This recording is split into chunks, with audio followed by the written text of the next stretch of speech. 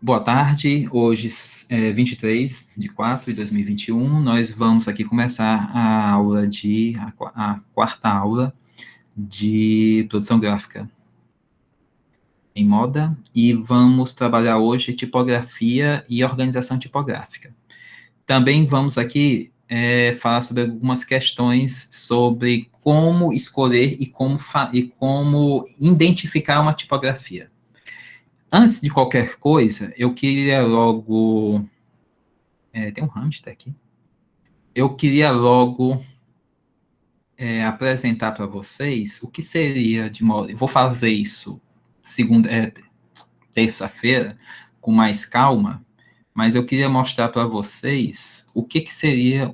Eu já fiz isso, eu fiz aqui no Inkscape, mas depois eu vou mostrar para vocês passo a passo de como fazer em qualquer programa também, se não é... Vocês estão vendo aqui a tela do meu Inkscape? Beleza. Então, o que acontece? Essa daqui, deixa eu mostrar aqui. Essa daqui é a marca em questão que foi feita a lápis, certo? Ela é da Indoxa. Indoxa, eu até já tinha falado isso em outras aulas, é uma marca que existe, não foi marca criada por mim nem nada não, certo? Eu peguei literalmente ela do Instagram, porque eu peguei uma aleatória, vamos pegar uma aleatória para a gente conversar. Por que eu peguei a Indoxa? Porque o que é Indoxa? Indoxa é um nome bonito, né? Fácil de falar. Indoxa, né? E o que é Indoxa? Qual é o símbolo da Indoxa? É um bico de pena. Vocês reconhecem como um bico de pena? Que você escrevia à mão e tal. Pois bem, Indoxa é uma palavra grega que se escreve Indoxa, também pode depois dar um Google, que significa bem feito. Certo? É um termo cunhado por Sócrates, certo? Negada por Platão, para variar. E o que acontece? O Indoxa é algo que foi bem feito, algo que foi bem construído. De modo, estou resumindo. Então, se é algo bem feito, é algo preciso. Se é algo preciso, o que é um símbolo que liga a precisão a algo com cuidado, com algo que te dá uma extraordinariedade dentro da ordinariedade? É o bico de pena, porque é algo que não é feito, não é muito utilizado, mas quem utiliza tem que ter precisão ao utilizar aquilo ali, certo? Então, já tem um nome antigo, Indoxa, que é uma coisa de uma língua morta. Se usa um símbolo de uma ferramenta que não é do uso cotidiano. Então, nós temos uma marca que tem que um símbolo que as duas coisas têm uma ligação de algo tradicional, algo pétrico, mas também algo bem feito. Filosofia tem o estigma de ser algo bem feito. Tudo que tem um X numa palavra tem isso também. Tem a questão do extraordinário, do bem feito, do fora do círculo. E aí se colocou uma imagem que tem um bico de pena, que tem traços gregos. Então, com isso, fecha o círculo do pensamento. Mas a imagem está pronta? Não, não está. A ideia, sim, a imagem não. Aqui eu fiz um acabamento da imagem usando linhas guias. Depois eu vou mostrar para vocês como é que foram feitas, ó. Até ela chegar nesse pontinho bem aqui, ó. Na próxima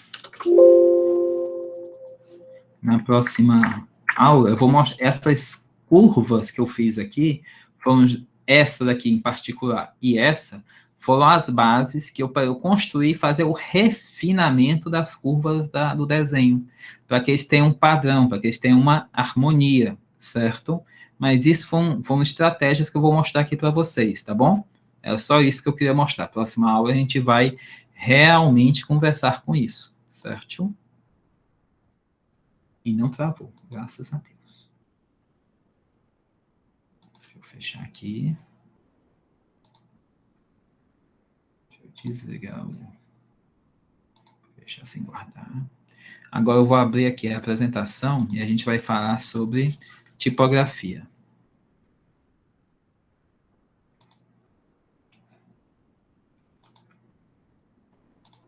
Pronto.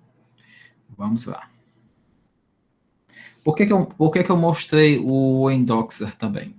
Porque isso pode ser feito, por exemplo, se você for olhar, por exemplo, um, um Twitter, um Google mesmo, uma Apple, todas serviram de marcas bases para você poder construir. Se você for pegar a primeira marca da Apple, eu acho que em alguma apresentação eu coloquei ela.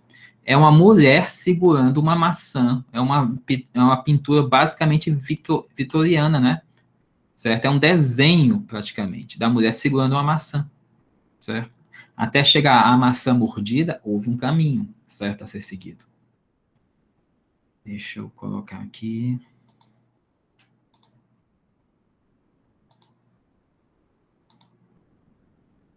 E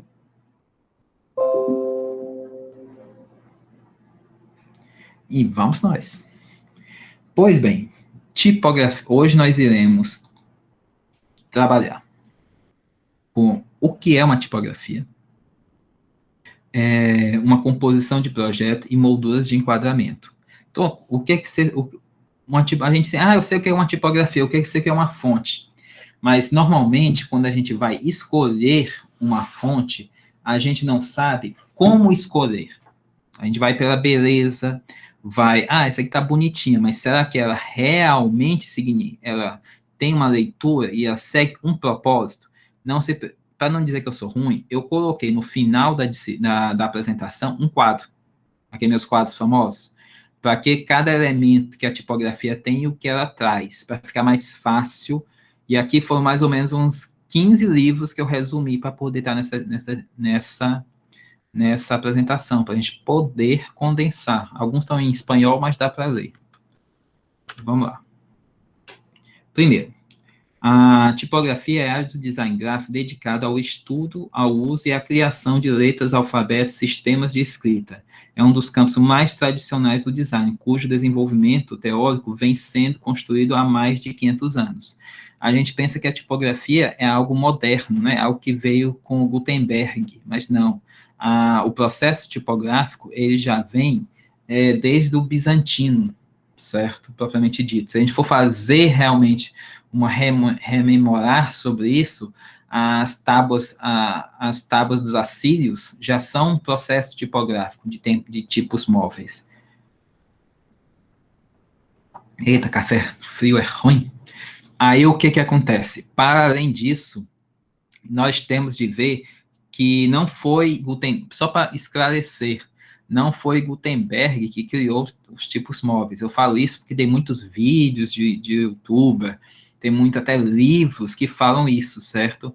Os tipos móveis nasceram na China. Só que lá eles não utilizavam tipos móveis de ferro fundido, como é o do Gutenberg. Eles usavam de madeira. Então, normalmente, depois de 3, 4 utilizações, eles estavam imprestáveis, certo? Os próprios assírios também usavam uma forma de tipo, mas não fixos. Então, literalmente, eram manuais, mas existia toda um trilho que eles escreviam a partir disso, que eram as letras cuneiformes. Então, elas também utilizavam um padrão tipográfico para haver uma escrita. Começando aí, nós temos de entender que existe basicamente dois tipos de tipografia. E aqui na parte do design gráfico, nós trabalhamos com os dois. Que dois tipos são esses? O primeiro é que você tem a ideia, e essa ideia é traduzida numa palavra, e essa palavra tem um significado. Por exemplo, boi. Se eu falo boi, a palavra boi, como eu escrevo boi, não se parece com o boi, correto?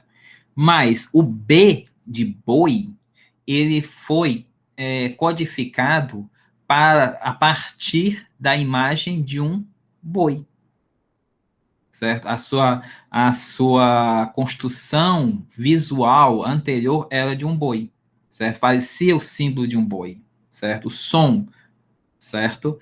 Aí o que acontece? Porque o nosso alfabeto ocidental, ele é baseado num alfabeto, é um alfabeto vamos dizer, sensível. Você tem a ideia, e a ideia se você monta usando símbolos padrões. Se você pega, por exemplo, o alfabeto chinês, japonês, coreano ou assírio, você vai ter o quê? E alguns africanos também, o símbolo boi, a palavra boi, parece com boi, literalmente. O anagrama vem de um desenho que foi simplificado para ser aquilo ali. Se você pegar eu sei disso que eu me lembro muito de uma aula que eu tive sobre como é tecelagem, certo?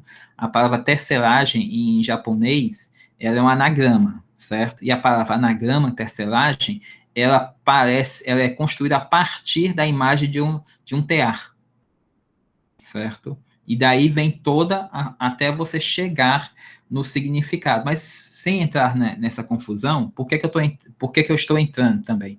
Porque o que é uma logo? Uma logo que a gente está fazendo é justamente esse papel.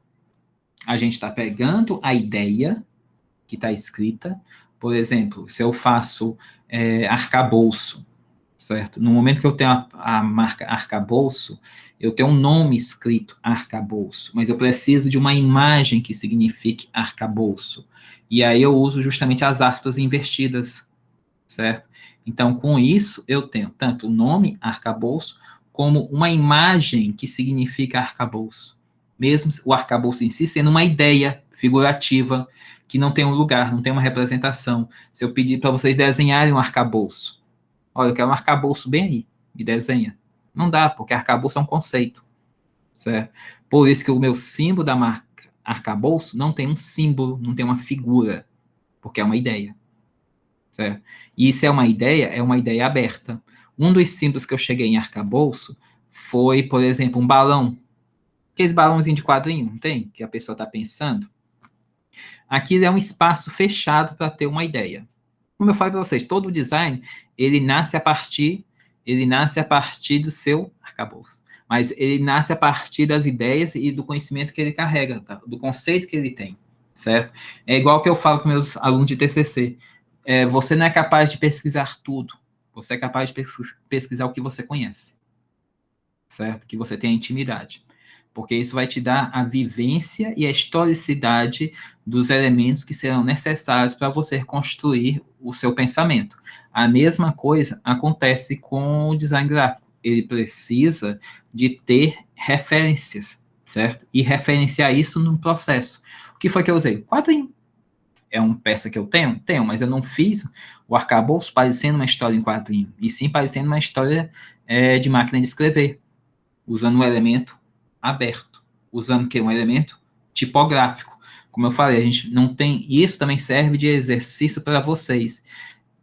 Símbolos tipográficos não é somente o alfabeto do A ao Z, como diria o Amazon, certo? Existem outros símbolos, certo? Dentro do alfabeto. Vocês devem, se vocês forem utilizar elementos tipográficos para a marca de vocês devem explorar, isso também vocês devem conhecer. E aqui vem também aquela famosa crítica do Google, que eu sempre faço, botando novamente a lista de presença. Eu vou botar ainda mais 2 vezes. O que eu estou falando sobre isso? O Google, ele só vai te oferecer o que você pergunta, certo? Isso é bom e é ruim.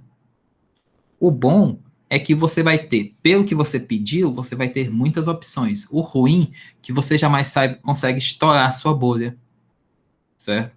Porque você só vai perguntar, você não consegue, por exemplo, esse nome, Eudoxia. Eudoxia, como é que ele chegou nesse nome? Vasculhando, certo? Procurando a esmo coisas, certo? Quando você está querendo sair do seu padrão, você deve também ter esse processo de sair a esmo do que você está procurando. Vamos lá.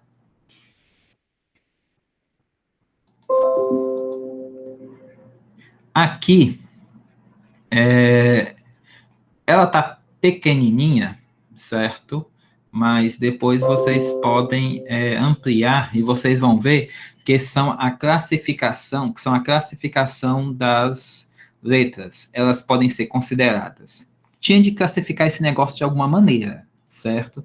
Então, eles classificaram ela como antigas, humanistas, galaudinas, tradicionais, serrifas quadradas, ou chamadas também modernas. Você tem 100 serrifas que aparecem na mesma época, as display e os tipos digitais. Pois bem, é considerado isso marromeno, como diz o caboclo? Aqui tá chegando.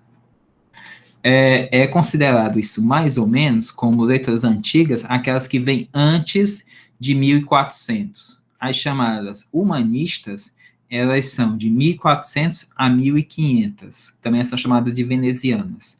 As geraldinas, ou estilo antigo, é até 1600, é de 1600. E as chamadas neoclássicas são de 1700. No período de 1700 a 1800 é que vão surgir a maior profusão de tipos, no caso, que você vai ter as chamadas modernas, que elas já não têm a serrifa, são as serrifas quadradas e as totalmente sem serrifas. A partir de 1900, você vai ter os displays. Por quê? Porque aqui está começando a vir a nossa boa e velha máquina de escrever. Então, começa a ter a popularização dela e elas começam a aparecer mais fortemente. E aí você tem o nascimento, em 2000, do nosso bom e velho Comic Sans, certo?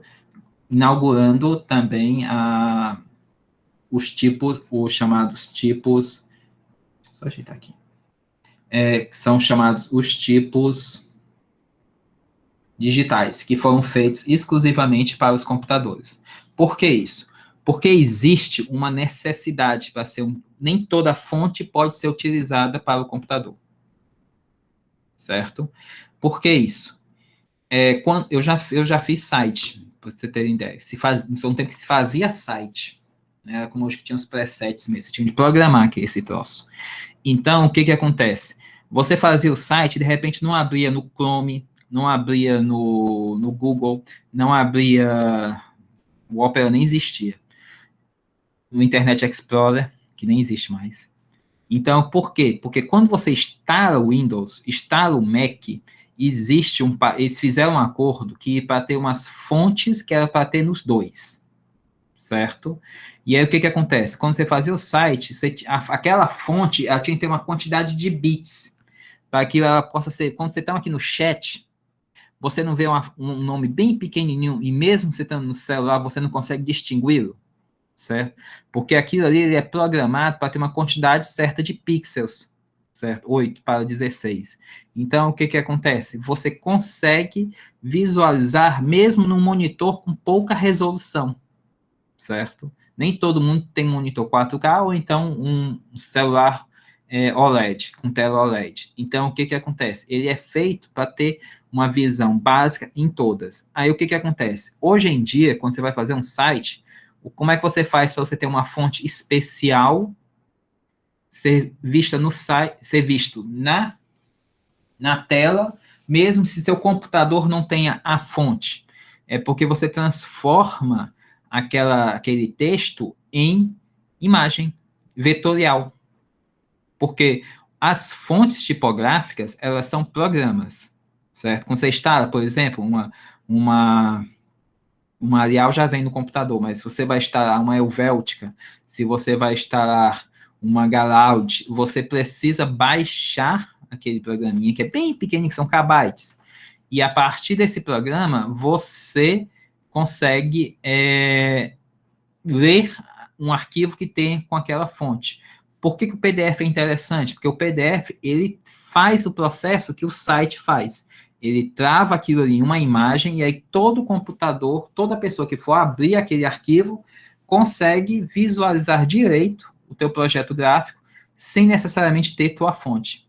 Eu estou falando isso porque é o seguinte, quando a gente começa a trabalhar com fontes, a gente descobre o site de fonte, a gente quer baixar todas. E aí começou a confusão. Por quê? Quanto a maior quantidade de fontes que você tem no seu computador, mais lento ele vai ficar. Certo? Porque toda vez que você abre um Photoshop, um Illustrator, seja lá o que for, todas aquelas fontes são carregadas. certo? Eu fiz uma vez, quando eu comprei um computador bom, primeira vez que eu comprei um computador bom, eu tinha um CD de fontes. Então, eu instalei as 2.000 fontes no meu computador, de uma vez só. Não, agora eu tenho todas as fontes, não preciso mais procurar. Pufo! Não foi 5 minutos, tive de formatar o computador. O bicho travou de um jeito que não teve como. Por exemplo, às vezes eu estou tendo problema aqui de ter de reiniciar, eu descobri o que, que é. É porque eu tenho uma carrada de programas, e mesmo eles ligados ou não, eles estão em subexecução, certo? Então, o que que acontece? Eu tenho Illustrator, Photoshop, o qual eu não tenho não. Mas eu tenho, por exemplo, o Clip Studio, tenho vários programas de desenho, certo? Sketchbook, e aí vai. Aí o que que acontece? Toda vez que eu ativo eles, eles puxam a memória RAM, certo? E olha que eu tenho 64 gigas de RAM, certo? E mesmo assim eles puxam, certo? Fazendo isso, você acaba perdendo desempenho. E eu ainda estou fazendo a transmissão de vídeo, certo? Aí o que que é com 2, 3 telas? Aí o que que acontece? Mais memória de vídeo, mais memória RAM vai em cima e chega um ponto que ele não aguenta, certo? Então eu estou falando isso porque é o seguinte, quando vocês começarem a ver as fontes, eu faço sempre um exercício. Você está trabalhando como design gráfico, você faz 3 pastas. Você faz uma pasta que vai estar os teus textos de trabalho. Está fazendo release, está fazendo um catálogo, está fazendo uma reportagem, seja lá o que for, tem aquela pasta. Outra pasta, que é a pasta das suas imagens, certo? Toda imagem que você vai utilizar dentro daquele teu processo, daquele teu trabalho, se é JPEG, se é vetor, não importa, eu boto tudo lá dentro, certo? E a terceira pasta é justamente para as fontes, certo? Para saber quais as fontes que eu estou utilizando naquele meu trabalho. É quase como certo que eu não vou usar uma Arial, certo? Dentro de um trabalho meu. Então, o que que acontece?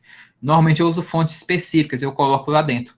Por que que isso é interessante? Porque mesmo eu já tendo instaladas, eu coloco ela lá dentro, certo? Por que que eu faço isso? Simples. Às vezes, meu computador tem que ser formatado. Como design, vocês vão aprender que nada que é importante pode estar no computador, no HD principal dele, não tem um sistema operacional. Porque ele vai travar, ele vai dar defeito, vai queimar. Acontece. Certo? Então, o que acontece? Um backup. Um artigo que eu faço está na nuvem, certo? Inclusive, tem uma nuvem ali. Então, o que que acontece? Qualquer coisa que eu for trabalhar, meu computador pode pegar fogo, como já aconteceu. Terminando o mestrado, meu computador deu pau. Se eu tivesse deixado o arquivo nele, eu estava ferrado.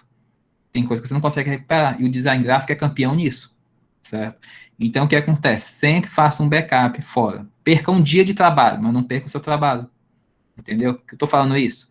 Tenha sempre um backup em outro lugar do que você está trabalhando. Porque é um trabalho besta de você pegar aquele arquivo que está na área de trabalho e jogar para aquela pastazinha do que é o teu pendrive. Eu não gosto de pendrive, mas se você tiver só o pendrive, serve. Ou então colocar numa nuvem, num Dropbox, mas façam isso. Agora, voltando para a fonte. A fonte, ela tem um problema muito sério. Se eu formatei o meu computador e eu não sei, se eu não me lembrei, se eu não anotei em lugar nenhum, onde é que está o diabo daquela fonte que eu utilizei. Ou, se o meu cliente vai precisar fazer uma alteração do meu trabalho, ou se eu mandei para a gráfica para imprimir o meu trabalho, e na gráfica eles precisam fazer uma alteração, por exemplo, eu diagramei errado, e precisa mudar um pouquinho o texto para ele caber dentro da página, na hora da impressão. E aí, não, se você simplesmente diminuir o tamanho, você perde a proporção, certo? E aí vai perder. A gráfica normalmente ela prefere alterar o texto em si. Então, quando eu tenho essa pasta das fontes, o que que acontece? Quando eu mando para a gráfica, eu mando junto as minhas fontes, literalmente. Porque aí ele pode instalar lá e fazer as alterações. E por que que serve também para mim, mesmo eu não mandando para lugar nenhum? Quando eu vou fazer, terminei o trabalho, encerrei, eu desinstalo a fonte. É um clique. Eu desinstalo a fonte. E eu sempre mantenho o meu computador relativamente leve. certo? Isso é umas estratégias que a gente faz, e eu gosto de passar para os meus alunos, para eles não terem dor de cabeça futura, certo? É uma besteira que você perde fazendo isso, um tempo, sim, mas você ganha muito em produtividade, e depois você poder fazer um backup sobre isso. Vamos lá.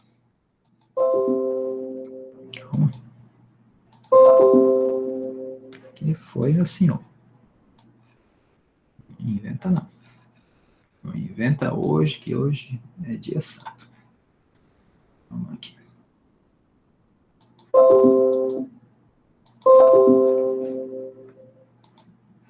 É só para frescar com a minha cara. Vamos. Pois bem, o que é que nós temos? O que é que nós temos aqui? Nós temos, quando a gente pensa, eu vou desenhar uma fonte. E sim, nós vamos desenhar uma fonte. Certo? Você tem de saber que a letra maior não é a letra maiúscula. Não tem um maiúsculo, caixa alta e caixa baixa. Certo? Se você for olhar aqui, ó, aqui é um H minúsculo. Aqui são as linhas básicas que você tem de qualquer tipografia quando você for construir.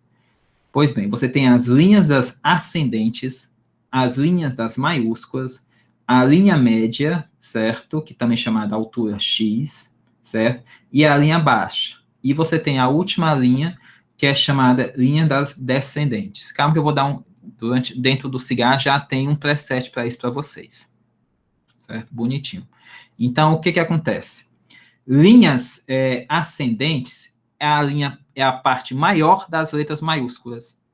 As letras minúsculas, desculpe. A letra minúscula, por exemplo, do H, ela é maior, certo? Do que um H maiúsculo. Por quê? Porque visualmente tem uma questão da ilusão ótica que você acaba notando que na proporção dá um equilíbrio sobre isso. O H, ele parece ser maior, mas ele, do lado de um H minúsculo, certo? Eles parecem estar do mesmo tamanho, certo? Porque a nossa cabeça, nossos olhos, ela tende a tentar fazer isso um quadro. Você vai... Qual é a letra padrão de altura das minúsculas? É o X, certo? Você começa a desenhar, inclusive, a projetar uma fonte pelo X, certo? Depois disso, as letras maiúsculas são todas para cima, né? Mas as letras minúsculas também elas têm os rabichos, né? Que o termo é esse mesmo, certo? Ou os esporões. Então, você tem que determinar qual é a sua altura menor, que ela pode descer da linha base, do X. Então, essa é chamada linha das descendentes, certo? E você tem a linha das alturas, que é a altura base para todas as letras maiúsculas. Isso foi retirado da prensa de Gutenberg, um maluquinho de origem alemã que ele foi famoso porque ele criou o primeiro ponto de tipos móveis. Pois bem, esse rapaz, quando você vê uma prensa de tipo móvel, ela tem ranhuras. Essas ranhuras são justamente para casar os tipos, que é a chamada caixa alta e caixa baixa. As caixas altas é o lugar onde tinha as letras maiúsculas, as caixas baixas é onde tinha a maioria das letras minúsculas e os símbolos. Então, elas tinham ranhuras. Essas ranhuras é justamente para serem encaixadas cada tipo.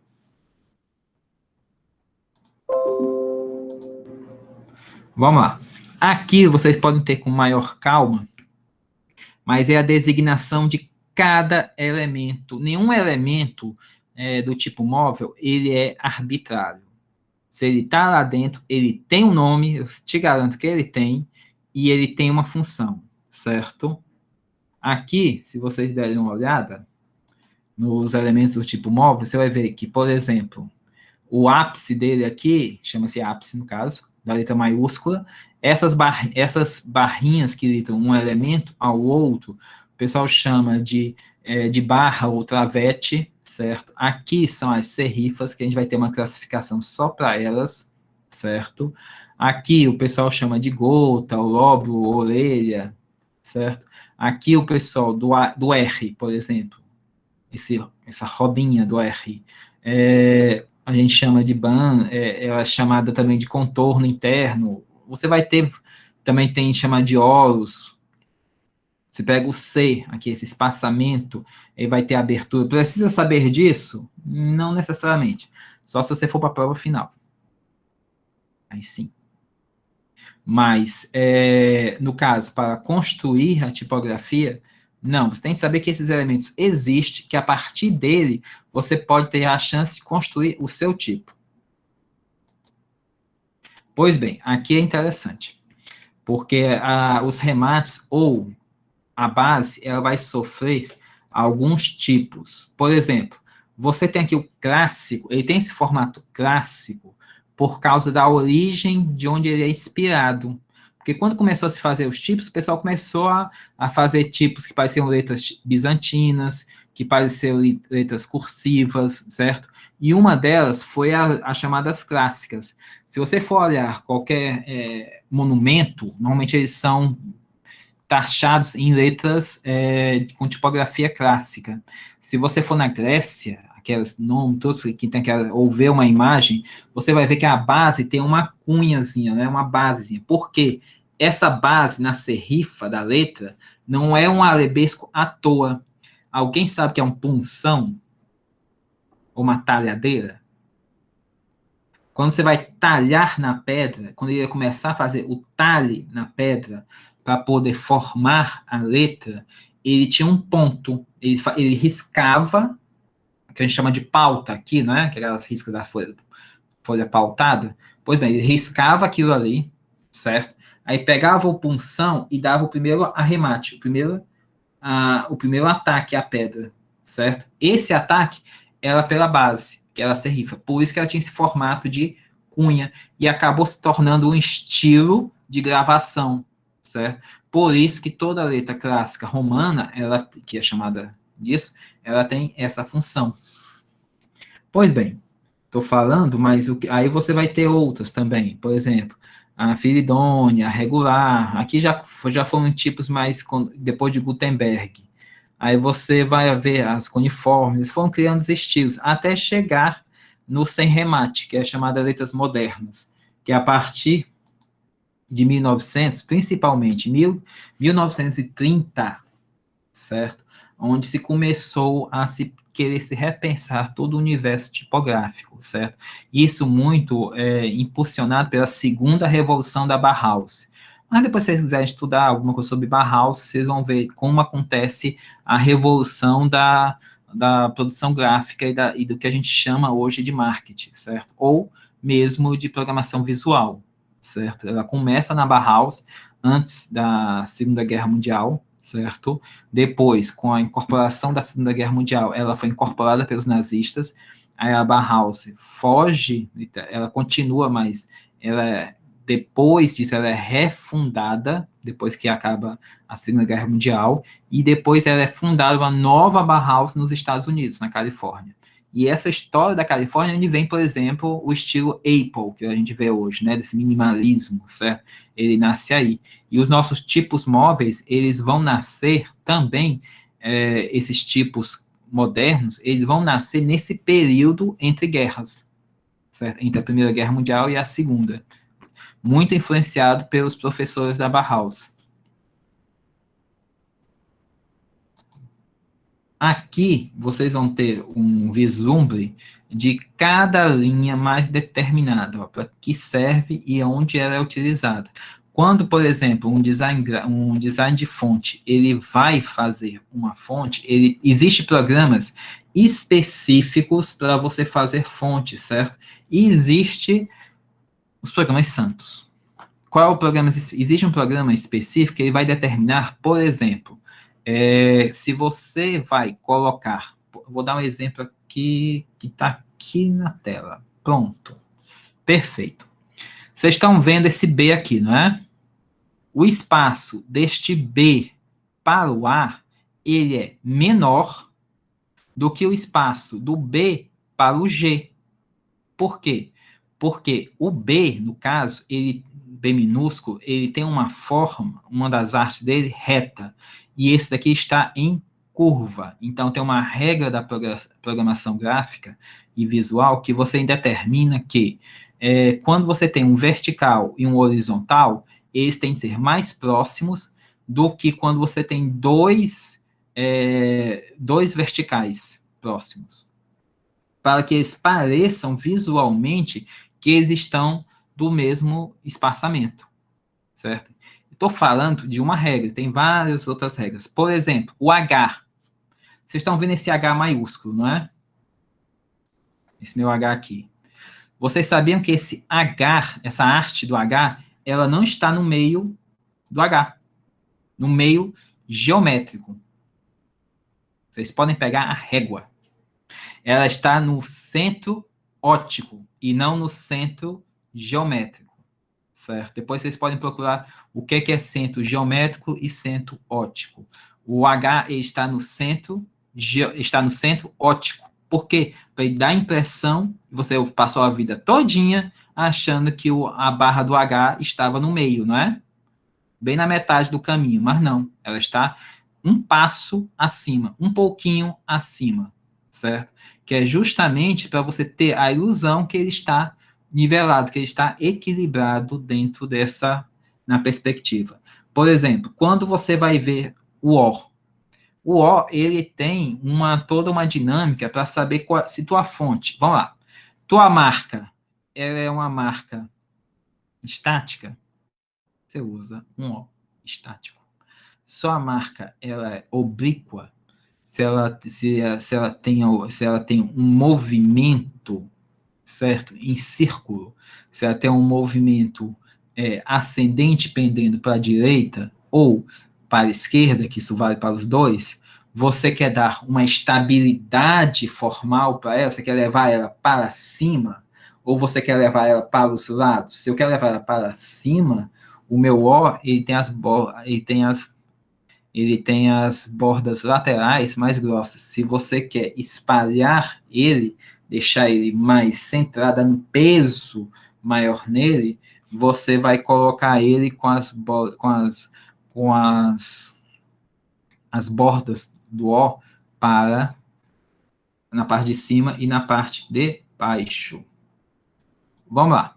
Aqui, a gente sempre brinca que está no Word, não é? Quando a gente pega um programa tipo Word, você só tem 4 classificações, né? Você mexer com a tipografia, né? Você tem que ela fique bold, né? Que ela fique cheia, que ela fique itálico, que ela fique sublinhada ou normal, não é? Pois bem, quando você vai trabalhar com um programa gráfico, inclusive o Inkscape, você tem a capacidade, não sei se vocês já exploraram a aba do Inkscape, tipo. Eu vou mostrar depois para vocês, segunda-feira, a aba tipo, para ver o quanto vocês podem modificar, inclusive, o espaço entre linhas. Porque quando você vai num programa gráfico, como o Scribus, ou mesmo o Inkscape, você consegue determinar o espaço que uma linha vai estar mais próxima à outra, ao ponto que você pode coincidir a linha de baixo tocando a linha de cima, certo? Você consegue controlar o espaço de uma letra para com a outra. E você pode mudar também o peso de cada linha, certo? Essas funções só são abertas quando você utiliza um programa tipo o Inkscape ou o Scribus, que eu vou mostrar aqui para vocês também, tá bom? Não agora, certo? Mas no segundo módulo a gente vai trabalhar vai ter uma aula só para isso, quando a gente estiver trabalhando com grids. Pois bem, olha, você tem aqui na primeiro Gracias, você vai ter a letra, ela está ligeira, ou seja, ela está fina. Você está light, que ela está com contorno simples. Você está vendo que ela está bem fininha, certo? O espaçamento dela também está bem fininho, próximo um dos outros. Você vai ver o Gracias, ele está normal, está regular e está médio. Quando a gente está fazendo uma tipografia, a gente tem a questão das famílias. Nem sempre você precisa usar várias fontes para um trabalho. Você pode usar uma fonte que tenha várias famílias. O que são isso aqui? Isso aqui são as famílias da suíte. Você tem a família 7. Você pode ver que elas vão ficando, elas podem ser tanto ter níveis de peso, certo? Como você pode fazer combinações com isso. Deixa eu mostrar uma aqui, tem mais. Vamos lá aqui, anatomia das serrifas. As serrifas, como eu falei para vocês, são os arremates tanto de cima como de baixo. Por exemplo, aqui o pessoal chama também de ferrão, certo? Conforme você vai fazendo um tipo, você não vai criando uma diferente da outra. Se você usa um padrão de ferrão superior de um jeito, todas têm de ter o mesmo. Você vai fazendo o seu acabamento uma para uma, porque você quer ter um padrão. Quando você vai fazer, por exemplo, as serrifas, elas podem ser iguais num momento, certo? E essas aqui, elas vão ter de se relacionar uma com a outra. Certo? Tem uns elementos base para isso. Aqui outra classificação, por exemplo, das romanas. Você pode ter elas consideradas as antigas, as de transição dela, as modernas, as mecânicas e ensicas. Você vai ter também a classificação de Paulo Seco. Você vai ter as lineares, chamadas grotescas, você vai ter as caligráficas, e você vai ter as de fantasia. Fantasia é porque eles inventaram assim, ó, não posso classificar em qualquer uma, joga aqui dentro. Normalmente as de logo são muito decorativas. Vamos lá. O que é que eu tenho de me preocupar quando eu vou escolher, nem criar, quando eu vou escolher um tipo? Você tem que se preocupar com a presença ou ausência de serrifa. Por quê? Marcas que elas têm serrifa, elas são consideradas marcas mais clássicas. Quando vocês têm marcas mais modernas, você usa marcas que não têm serrifas. Então, não, professor, minha marca ela vai ser moderna, então eu nunca vou usar serrifa. Beleza. Aí naquele preset que você me deu, aquele negócio do que é importante para sua marca, tem lá dizendo que você é tradicional. Ou que você prega pelo tradicionalismo. E aí te comete uma necessidade de ter uma serrifa. Certo? Aí que é o negócio. Você tem de saber, você pode ser moderno usando serrifa. Certo? Depende da serrifa que você utiliza, certo? E o emprego dela. Vamos lá. Que é a questão, a segundo tópico, que é a forma da serrifa.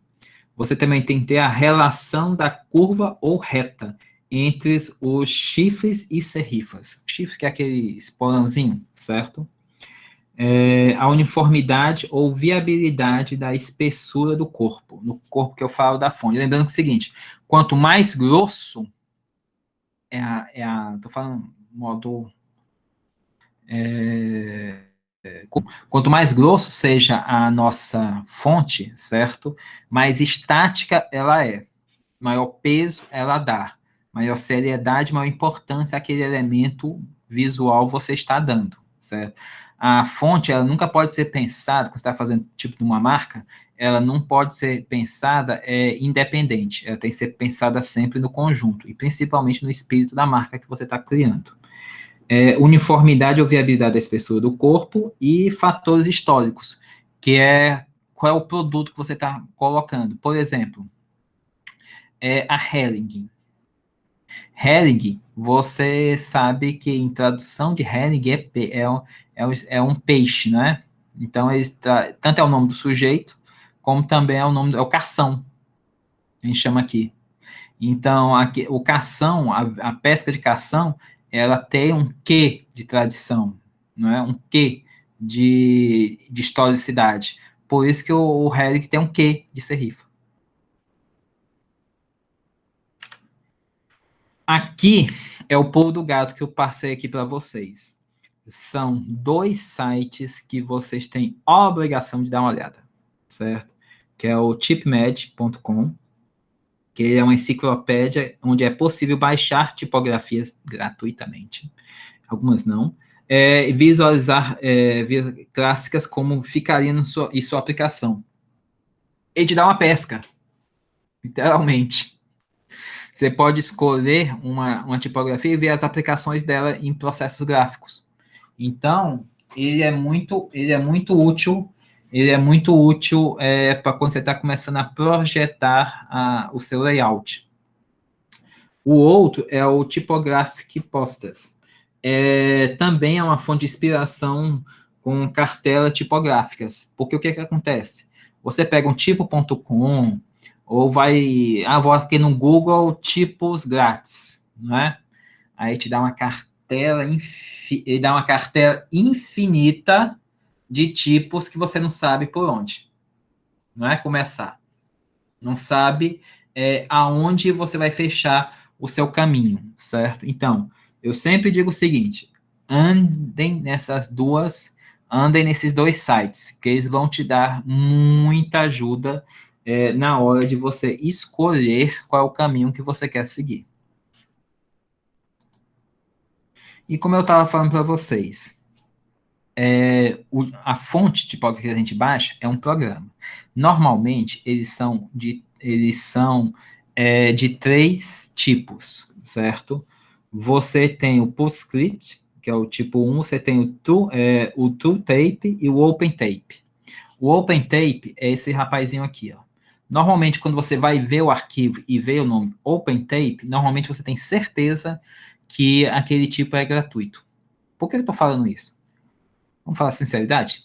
A gente pode baixar tipos piratas, não é? A gente pode fazer, eu não vou pagar, né? Tem sites que dá o nosso pulo. Pois bem, quase qualquer tipo pago, você tem um semelhante, muito semelhante, gratuito, certo? Por que eu estou falando isso? Processo, não é brincadeira, vai bater na cara do designer. Então, é que eu estou dizendo. Verifique, se o cliente tiver exigência de usar um tipo em particular, saiba que aquele valor que você está cobrando do seu trabalho e da aplicação dele vai ter de ser contabilizado no valor do teu serviço. Porque você vai ter de comprar o tipo. Eu estou falando nesse caso, certo? Você exigir. Então, saber se você tem um tipo pago e você está empregando, você tem de fazer isso. Por que eu falo isso hoje? Porque o Google tem ferramentas que ele pode botar uma imagem que você pegou e rastrear. E aí o fornecedor o criador daquele tipo pode ir atrás de você, e eles vão. Não é toda vez, mas às vezes acontece. Já tive histórias de conhecido que receberam a cartinha, certo? Que você tinha de pagar 5, 6 vezes o valor da campanha. Então, preste atenção, certo? Pois bem, vocês sempre ouvem que eu falo mal do Corel, né? Mas tem uma coisa que o Corel é fantástico, que é o visualizador de tipografia de símbolos, que é o caso dele bem aqui. Outro é esse programinha bem aqui, ó. Aqui, depois se você quiser eu posso botar, que é o Forcing Tape, que é o programa que faz as fontes. Você pode fazer um programa basicamente a partir dele. Uma coisa que eu queria, normalmente as pessoas quando usam a tipografia nunca vasculham aqueles caracteres especiais que tem. E dentro do Inkscape você pode pegar aquele caractere especial e transformar ele numa imagem, né? Aquela história de transformar caminho em curva, certo? Dentro do Inkscape. Você fazendo isso, você consegue pegar aquela imagem que está dentro da tipografia e a partir dela trabalhar. Transformar ela num desenho, por assim dizer. Vamos lá. Critérios. Como eu falei para vocês, já falei muita coisa e não dei ainda critérios. Beba água. Público-alvo. É o tipo de fonte escolhido, trabalha com um projeto geral. O objetivo do projeto gráfico. Por exemplo, crianças preferem fontes redondas, certo? Lembra a questão da sorveteria? Você vai fazer você vai escolher quem é seu público. Segundo, conteúdo e significado do contexto. As fontes selecionadas devem estar em consonância com o contexto circundante à mensagem da composição gráfica. A fonte irá variar dependendo se o conteúdo é informativo, promocional, divertido, educacional. Por exemplo, existem fontes que elas são específicas para impressão de livros, certo? Por quê? Porque elas são projetadas para comer pouca tinta, certo? E que possam ser lidas em pequenos formatos. Por exemplo, se você tem uma fonte que ela tem muitas volutas, muitas linhas, elas não são muito aconselhadas para você aplicar elas em livros, ou em catálogos muito extensos, ou em textos a partir de 2 parágrafos, porque você não é aquela história, você não está dando um cartão de casamento, um convite de casamento. Quem nunca pegou um convite de casamento e não sabia o nome dos noivos? O sobrenome. Eu faço coleção praticamente disso. Tem uns que você não sabe mesmo, certo? Você sabe o nome do sujeito que você conhece. Às vezes você foi convidado, você sabe o nome do ciclano e do beltrano. Os pais a Deus pertencem. Porque é uma voluta tão forte que você não consegue, e um nome, às vezes você tem um endereço em letra cursiva. Eu já peguei alguns convites desses, que você tem um endereço em letra cursiva. Letra cursiva, você tem que saber aonde utilizar, certo? Você tem que ter noção qual é a função daquilo ali. Comprimento do texto. Dependendo da quantidade, que eu estava falando, dependendo da quantidade de texto, o incluir no design, será necessário usar uma fonte mais ou menos legível. Para textos longos, deve-se usar uma fonte que facilite a leitura, sem cansar o leitor. Exemplo, a Romana ou a Sans, com serifas grossas, é uma extensão de texto, for muito amplo, como para o layout de um livro. A fonte deve ter variações, estilos e peso suficiente para o projeto. Por exemplo, ela tem que ter negrito. Quando você vai fazer um projeto longo, você tem de verificar se a fonte que você está escolhendo, ela tem negrito, itálico, acentos, caracteres especiais, números, sinais monetários. Por que eu estou falando isso? Nem toda fonte tem acento. Certo? E aí você escolheu a sua fonte, ela é linda para a sua logo, certo? Mas não é possível você aplicar ela, por exemplo, para dar o descritivo da tua marca, porque ela não tem acento, certo? Às vezes uma só tem maiúsculas, ou não tem todas as maiúsculas, certo? Por isso que você deve conhecer a sua fonte. E, por último, evitar usar muitas fontes. Geralmente é preferível não combinar mais de 2 fontes por design. Muitas fontes em um projeto cria confusão. É aquela história que eu sempre brinco. Cartaz de banda de show de rock. Ali é um catálogo de fonte. Você encontra num único... Assim, você tem a fonte... Eu não estou nem falando das fontes das bandas. Além aquelas 20 fontes, se tiver 20 bandas, é 20 fontes, e é mais 40 fontes para disseminar o que está acontecendo lá dentro, naquele show. Então, acaba virando um circo, literalmente. Você perde a objetividade do que você quer passar. Ó, as variantes da mesma fonte tipográfica, como fosse negrito, e vai. Concordâncias tipográficas trará seriedade e equilíbrio aos seus projetos. Aqui que eu queria mostrar aqui para vocês. Esse daqui é um catálogo que eu sempre gosto que vocês prestem atenção de como escolher uma fonte. Isso foi muito difícil de achar para começo de conversa. Só tinha um livro perdido que eu comprei num sebo, que ele fazia essa classificação. Que é o seguinte, ó, se você quer uma fonte, qual é o conceito que você quer? Lembra que eu sempre brinco com vocês? Qual é o conceito principal da sua marca? O que é mais importante? Inclusive no último, as famosas 4, certo? Daquelas 4, qual é a que é mais importante para vocês? Por quê? Sua fonte é sensual? Se o mais importante é que ela seja sensual, o mais importante, eu estou frisando isso, ela tem de ser insinuante ela tem de buscar para ser provocante, que ela seja insinuante e provocante, se ela é sensual. Mas a sua fonte, ela tem de ter curvas. A pessoa tem o S, ela já tem curva? Não estou falando disso. Estou falando dos acabamentos.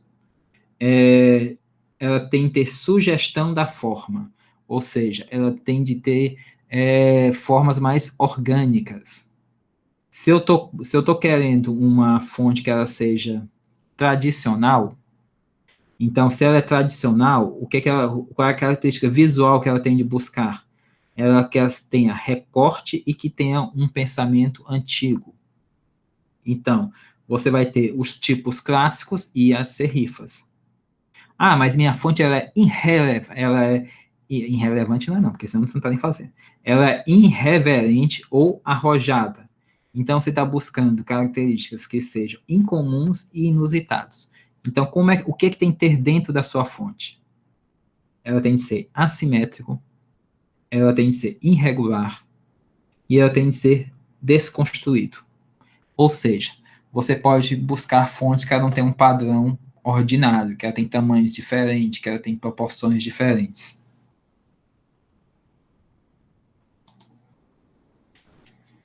Ó, quando a gente fala sobre família, a gente está falando, por exemplo, dentro da família, o básico delas.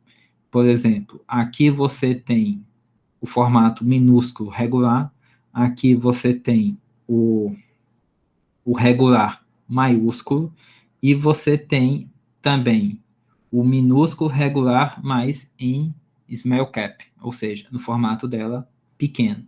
Isso que eu estou falando, a mesma fonte. Ela pode ter esses tipos de variação. Aqui, a Jin-san, eu quis só para mostrar o tanto que tem variação a mesma fonte. Essa é a mesma fonte, certo? E essa é a família da Jin-san. E vocês estão achando muito? Por exemplo, a Helvética, que eu sempre falo aqui, ela tem 47 variações da mesma fonte, certo? Então, o que eu estou falando, as fontes, quanto mais variantes ela pode, são mais adequadas a projetos mais complexos, porque aí você pode pegar uma para que se adequa mais ao texto longo, uma para o texto de chamada, um para o texto decorativo, e por assim vai. Aqui, vocês vão ter de anotar depois isso daqui para fazer a sua fonte. Como é que eu faço a minha fonte? Quer dizer que eu faço primeiro o A, depois o B, depois o C? Não. Porque se você fizer isso, o que é que vai acontecer? A tua fonte vai parecer desencontrada, que os elementos não fazem parte de uma mesma família. Parece que foram pessoas que construíram coisas diferentes. Vamos lá. Primeira coisa que você faz é o O. Lembra que eu falei a questão de como é que vai estar a posição do O? Depois, você faz o H. Depois, você faz o P maiúsculo. Tudo falando maiúsculos. Depois, você faz o V maiúsculo. Mas, em contrapartida com isso, você vai fazer também o H minúsculo, o P minúsculo, o V minúsculo e o N minúsculo. Certo? Partindo da segunda fase, o que é que você vai fazer? Não tem o O, que eu falei para vocês, que você faz primeiro ele, certo? Depois que você faz o O, veja, o O ele vai virar o Q maiúsculo e vai virar o C maiúsculo. Como? O O, normalmente, você só coloca, você vai definir agora como é que vai ser o rabicho do Q. E o C, você vai determinar o corte do O. Lembra que eu falei para vocês que o corte pode ser na base, e aí você vai abrindo? Eu até mostrei a questão da abertura do C. Então, você pode cortar ele na perpendicular, cortar ele em fatia, como fosse uma pizza, e aí você vai definindo qual é o tipo de corte que você quer para a sua letra.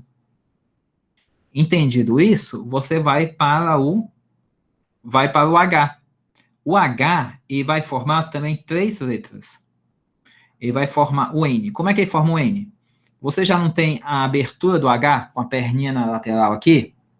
Por bem, você vai manter o espaçamento das duas barras e agora botar uma diagonal.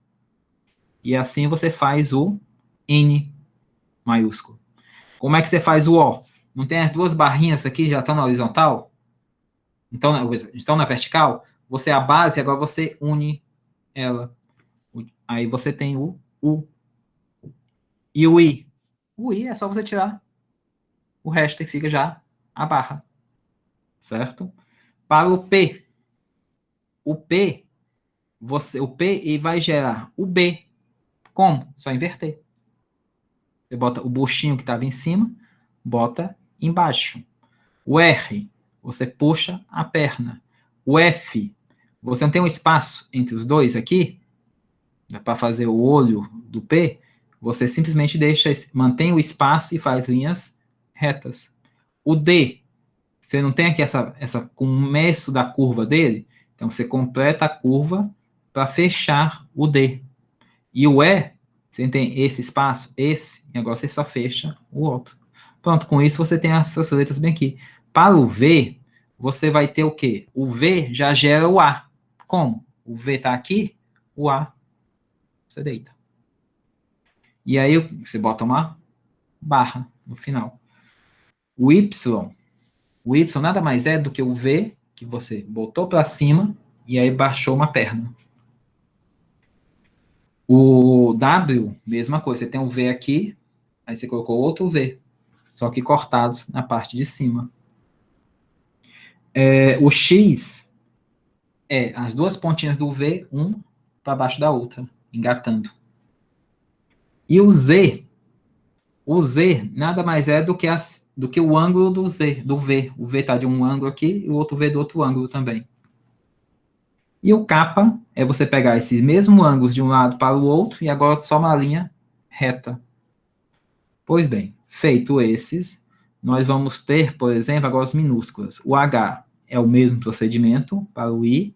E aí o que acontece? O H minúsculo ele vai gerar outras letras minúsculas. Ele vai gerar o I, o J, o F e o T. O que nós vamos ter aqui no P? O P é o que é o mais fácil. O P minúsculo, ele é o B, o Q e o D. Só você rotacionando ele, certo? E refletindo. Só que ele vai gerar também o G, o A e o S. O P. Quer dizer, para a letra minúscula, o que você tem o que gera mais letras é o P. Certo? Por isso, quando você for construir o P, você tem que tomar muito cuidado. Pois bem, aqui você vai ter o Q vai gerar o G, vai gerar o A, só cortando as pernas, e o S, se aproveitando a letra mais difícil para se construir dentro de um alfabeto, chama-se o S. Por isso que eu coloquei o S sempre separado um do outro, certo? Porque o S, ele mantém a questão dessas curvas, certo? Essa curvinha aqui que você vê do S, ela nasce aqui no O, certo? A mesma coisa acontece aqui, ó. No ar minúsculo, ele vai gerar o S, a curva do S dele. Vamos lá. O V, ele vai gerar o Y, no lugar dele ir para uma linha reta, agora ele faz em paralelo. O W é a mesma coisa, o Z e o outro é a mesma coisa. O K minúsculo, só que ele vai ter uma perninha maior. O N também é o mais mole, por assim dizer. É o U, o M, o N é 2N, e o R, que é justamente ele, é o N minúsculo cortado. E aí você vai decidir como é que vai ser o seu corte. Aqui algumas aplicações de fonte em programação visual dentro de cartazes que eu coloquei. Por exemplo, quando a gente está escolhendo, ó, aqui você tem a mesma frase, que é desenho tipográfico, só conforme você vai variando, tanto cor como os pesos, vocês vão vendo que a marca vai tendo outros critérios, vai tendo outras caracterizações para dentro do mesmo nome, deixando ele mais alegre, como aqui no caso, mais confuso de ler, deixando ele mais opaco, certo? Deixando ele, aqui no caso, mais forte, certo? E aqui no caso, deixando ele com um dinamismo, certo? O que acontece? Dentro, quando vai fazendo um tipo de recorte como esse, Você vai diferenciando qual é a sua aplicação. Se eu vou colocar para uma aplicação de um texto pequeno, eu usaria esse da médio, eu usaria esse daqui. Se eu fosse um muito pequeno, eu usaria esse daqui. Se fosse uma apresentação desse mesmo desenho tipográfico, eu usaria esse daqui. Aqui se chama tipografia circular, que é quando que é a chamada identidade visual também. Se for procurar em livros, ou no famoso Google, você bota identidade visual ou tipografia circular. Você vai ter aqui, por exemplo, aqui é uma identidade visual da Comperfiction, você vai ter noção que ó, o papel timbrado, normalmente quando você fosse construir uma marca como essa, como é que seria o papel timbrado? Seria ou magenta ou marrom, não é? E nunca na questão dele ser branco de uma face e rosa do outro, certo? O que eu estou falando, mesmo essa peça do papel timbrado ser diferente da parte das embalagens e do próprio uniforme, você não consegue conferir a ele uma identidade. Você percebe que ele faz parte desse conjunto. É isso que vocês têm de pensar, que a gente vai pensar mais no próximo módulo. Aqui, no caso, são exemplos de como você usar uma tipografia criativa, como você brincar com os tipos como um desenho. Pronto. Estamos falando de marca? Eu queria chegar aqui. Normalmente, como eu falei para vocês, as marcas de moda, elas são quase 70% feitas com a base de tipografias. Cada exemplo aqui é uma técnica que foram divididas aqui, ó. Por exemplo, se eu quero usar, vamos lá, compartilhamento de linhas.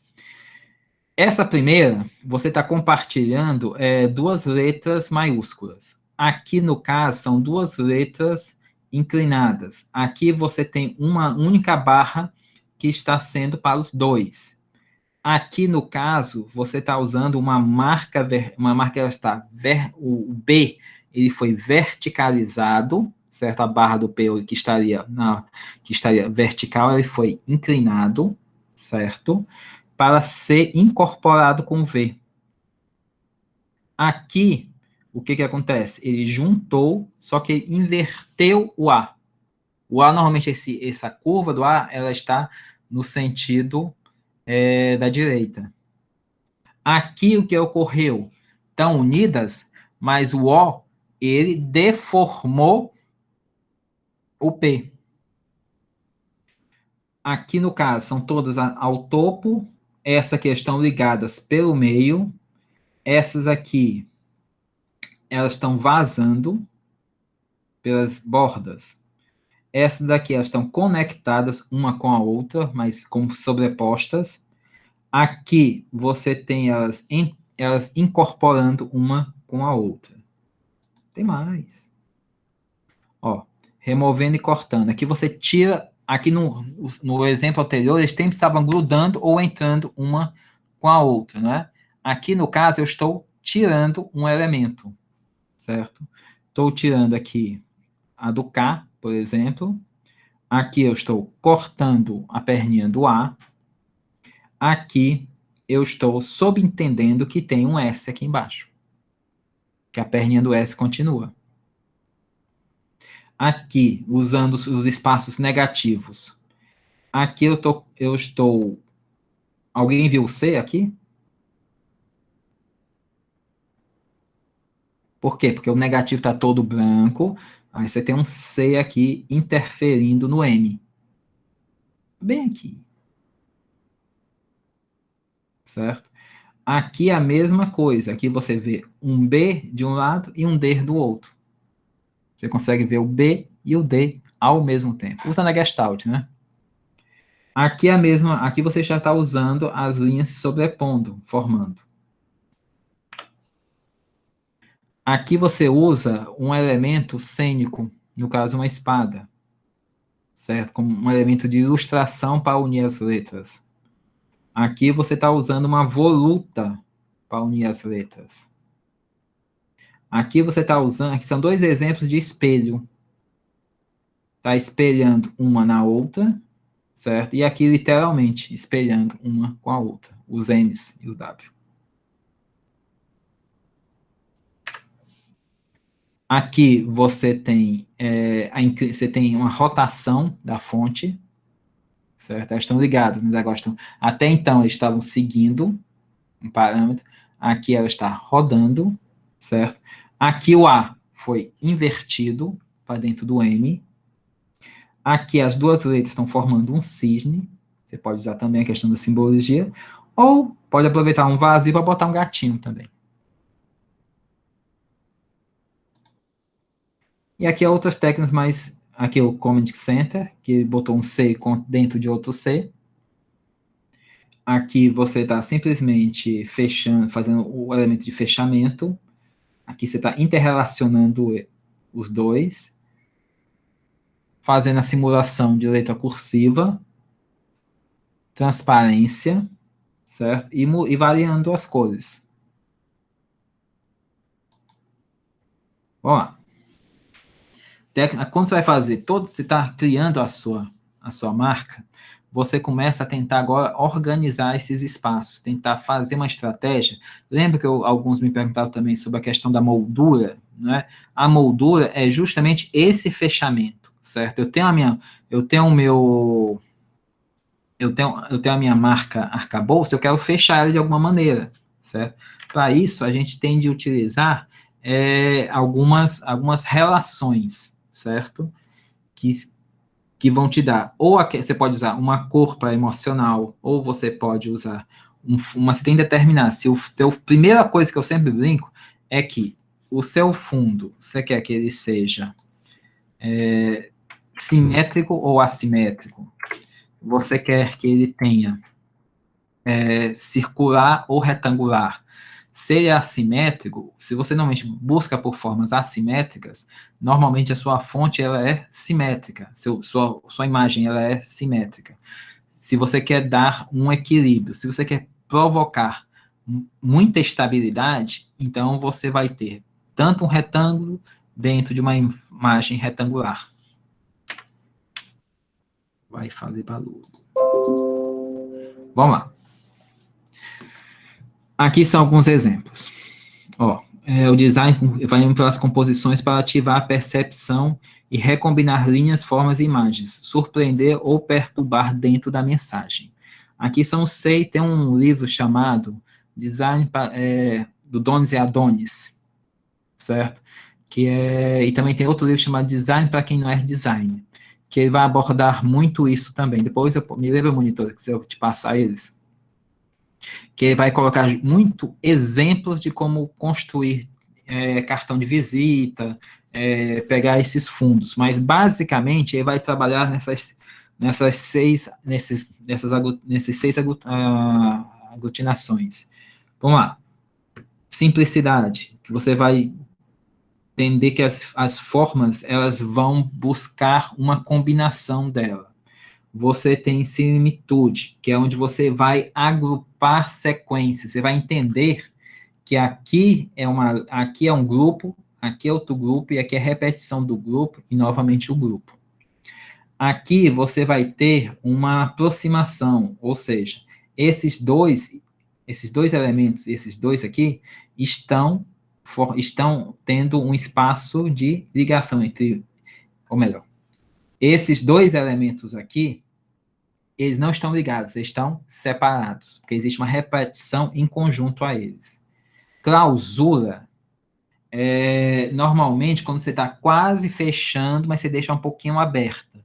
Ou seja, a minha marca, o arcabouço, eu uso a clausura. Aonde? Onde eu tenho um círculo, só que o círculo da minha aspa, ela está aberta, tem um ponto que está aberta, que é justamente para vazar a percepção, para não dar uma questão de uma imagem, ela está estática. Por quê? Porque minha marca, ela já é estável, ela já busca pela estabilidade, porque é um nome, e é um nome antigo. Então, eu preciso de um elemento que deixe ela se movimentar. Então, eu uso a ferramenta da clausura de quebrar o meu círculo justamente para dar algum movimento à minha imagem. Continuidade. A continuidade é quando você tem um elemento que se liga ao outro. O X faz muito isso. E simetria por exemplo, da Volkswagen. Volkswagen ela trabalha com simetria. É quando imagens não podem, as imagens não necessariamente precisam ser a mesma coisa, mas elas têm que ter um significado parecido. Aqui tem mais exemplos, ó, do que eu estou falando. Ó, simplicidade, similitude, proximidade. Proximidade não é dizer, lembra que a gente conceitua, às vezes, pela negação? Ou seja, você diz que essas cores estão próximas porque essas duas estão afastadas. Certo? Clausura. Você vê que isso aqui está fechado porque tem uma parte aberta. Continuidade. Você vê que elas estão contínuas porque elas estão entrando dentro de um círculo que não está empregado, mas ele está aqui. Está entendido que está aí. Certo?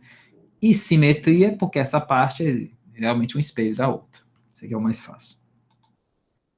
E aqui é o que eu estou te falando. É o mesmo conceito e a gente vai visualmente aprofundando. Simplicidade. Mesmos exemplos de simplicidade. Similitude. Mesmos exemplos de similitude. Proximidade. Estão se aproximando com esses aqui. Clausura. São pequenos elementos que você veja que está fechado, mas que existe um ponto de fuga. Certo? Continuidade. Tanto desta forma, como essa que está cortada, mas você completa, certo? Essa aqui linha, ela passa como se ela estivesse passando por trás desse quadrado. E a simetria? Simetria é mais fácil.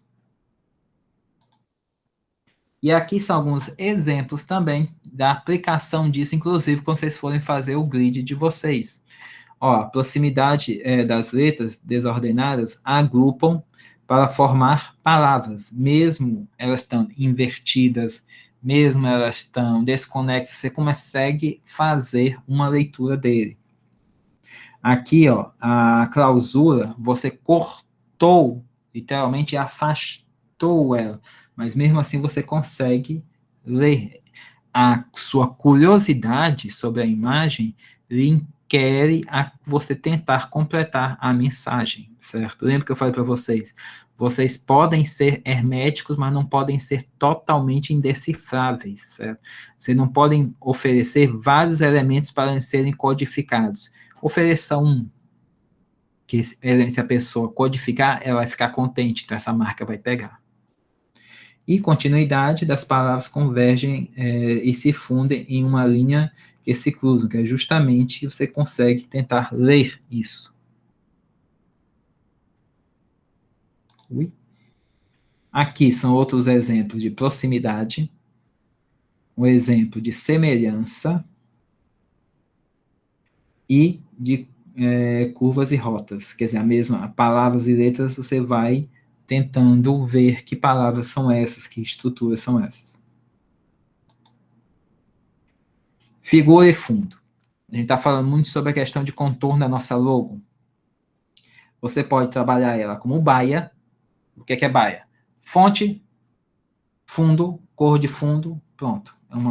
É uma relação de baia. Você pode trabalhar ela alternado, que aí vale textura, vale cores. Estou falando para o fundo da sua logo. A sua logo não precisa estar totalmente determinada dentro daquele espaço. Ambíguo, você vai ter justamente o espaço para onde você vai ter uma conformidade, uma particularidade da sua logo. Ou você pode usar também a questão da Gestalt, que é você tentar formar figura e fundo uma segunda imagem. Por exemplo, aqui, que é o jogo ótimo, aqui é um cartaz do Guggenheim, que é muito clássico, usou a própria forma e se você brincando com o próprio prédio, é o símbolo dele. Lembra que eu falei sobre a questão do refino? Aqui eu estou voltando ao começo da aula. Quando você vai criar uma marca, uma logo, você não... Aqui é o conceito, no caso, de um cadeado, né? De uma marca. O que foi feito? Os dois elementos que você vai trabalhar. Cadeado, chave. Chave. Dentro do cadeado, cadeado fora, cadeado sobre, quebrando cadeado. cadeado, semelhança, semelhança, mais uma semelhança.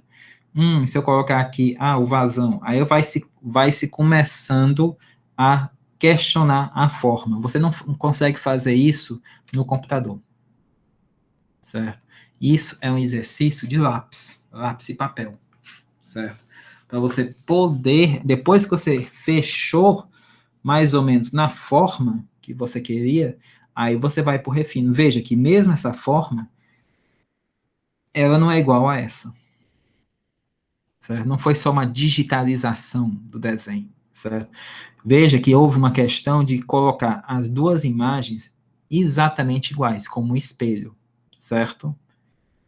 E ainda se preocupar com depois, lembra a questão, esse cartaz está seguindo o alternado, essa relação do alternado. Por quê? Por causa que ele está usando uma textura, certo? E está mantendo um ritmo, textura, não está somente na horizontal. O exemplo ali do último slide estava no horizontal, não é? No vertical. Esse está na horizontal, ó. A textura está se repetindo no vertical, certo? Esses risquinhos que eu estou falando estão cadenciando. Só que aqui, o que é que ele fez? Ele simulou, mesmo sendo um desenho digital, ele simulou que foi algo manual, certo? E para isso, ele tomou cuidado, que seja exatamente simétrico os dois rostos, senão perderia a conexão. Aqui são mais exemplos de como você chega numa marca, olha. A partir do I, foi se dobrando o I, indo para o I, fazendo, torcendo, torce para um lado, torce para o outro, espera outro formato, faz uma tridimensionalidade, tenta ir até chegar nesse daqui. Esse cartaz do Deb Salaman, eu achei muito bom, porque ele pegou a partir do, como é que ele configurou a sombra, fundindo a sombra com o próprio símbolo da lápide.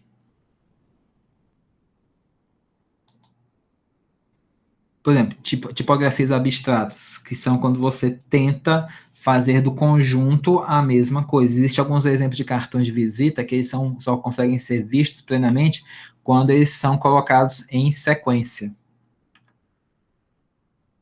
Outros exemplos de como usar esse tipo de simbologia e de aglutinação dentro de um portfólio. Você pode usar a tipografia também como, não somente como cheio, mas como vazado também. E vamos botar aqui para nossas molduras e enquadramentos.